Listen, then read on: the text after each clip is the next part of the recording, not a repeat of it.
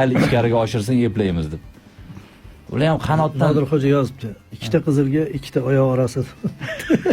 Voy aldading. U faqat shu masalada-ku hozir jahli chiqyapti. Nodir yana umra qilib kelgandan keyin bu so'kishlari bilan borib bir qo'y so'yib olish kerak. Tam anaqa ham miqot ham o'sha yerda.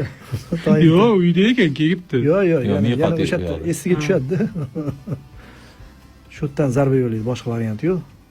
Bemalol ochishyapti, qarang zarba yo'llashga. ana endi zarba. O'tmaydi, qiyin, chunki bizankilar 13 ta bo'lib o'ynayapti-yu.